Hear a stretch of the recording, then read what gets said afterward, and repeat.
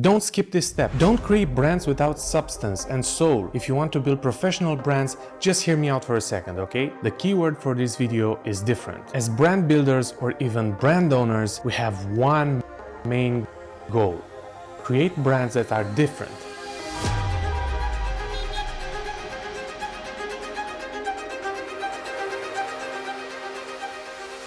In order to do that, we shouldn't just start designing a logo and the rest of the identity. The first thing we should do is a big game changer, guys. It can open your eyes really wide and expand your awareness regarding the brands you manage or work with. That's what we're going to cover in this video. As Michael Johnson writes in his book, Branding in 5.5 Steps, we can either accept that deep down every bottled water or airline flight or cola is essentially the same, and that our job as communication thinkers is to find, establish, or even create some form of difference, or we can see clients, organizations, and projects which at their core have something unique and genuinely different to say. In other words, we should find that unique trait of the brand. If not, we should create it. But how can we do that? Well, we should definitely start by implementing a brand audit. So stay close, because I'm going to use examples and quotes so that after watching this comprehensive brand strategy course of only 5 minutes, you will know how to start the branding process properly. First, you have to pick your battle. Now, what I mean by that? Well, since this is an investigation process, you should just choose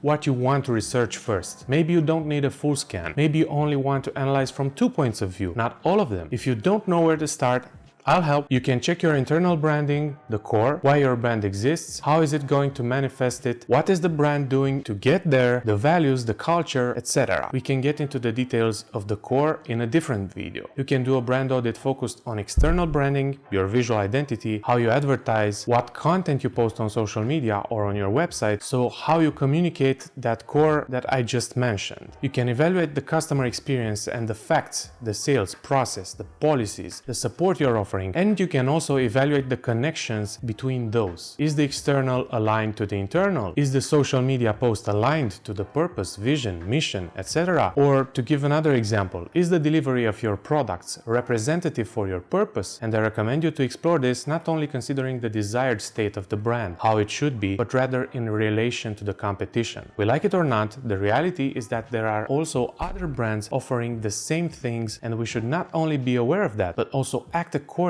So point out exactly what you want to examine so that we can move to step number 2. Set the axis. Now, maybe some of you heard about brand mapping. I'm going to explain it to you in a way you probably didn't hear before. The most sources available out there are saying that we should create a diagram using 2 axes, like cost and quality, for example. Then we should note the brands we compete with so that we find their place on the map. After that, we should find the place or the places that are not covered, and we should be that brand. But Seth Godin says we should do something else. In his book, This is Marketing, Seth Godin gives this example of the music teacher. He says that if you want to be a successful music teacher in your city, you should not promote yourself as good or patient, for example, because it's kind of obvious you should be like that as a music teacher, right? Instead, you should find a group that is more relevant. Luckily, the author also says how to do that, and I will tell you in just a second. But before that, I would like to thank the sponsor of this video, myself. Hi, I am Vlad Kamanaro, and I am a brand specialist and logo designer. Thank you for being here. If by now you found this information helpful, it would mean a lot to me if you would like this video, subscribe to my channel, and interact with us in the comment section. I'm here to help other branding-oriented people understand how to take better decisions when building brands, so that we all provide better results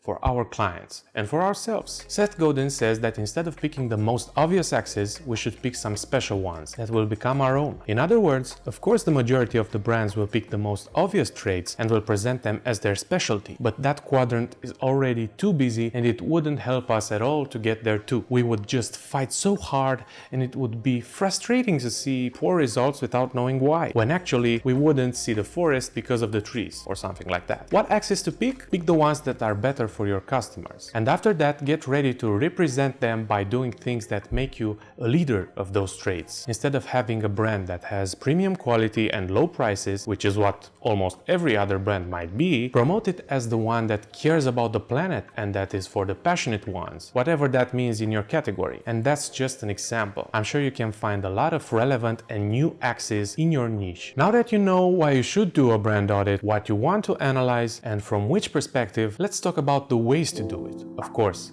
this is the first step.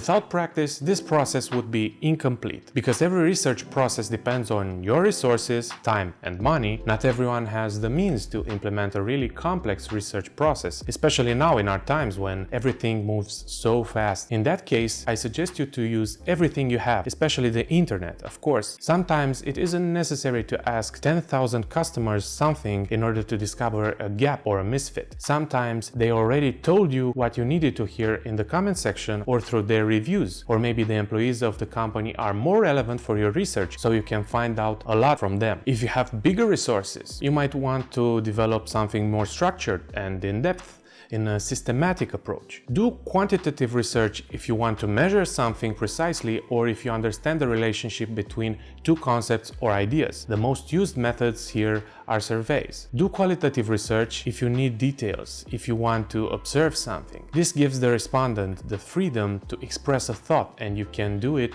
in various ways: interviews, focus groups, case studies, and others. Research is a big topic and I don't want to focus too much on that in this video. What I wanted to tell you is that when creating brands, you should do a brand audit first. It can make a difference between a common brand and a successful one.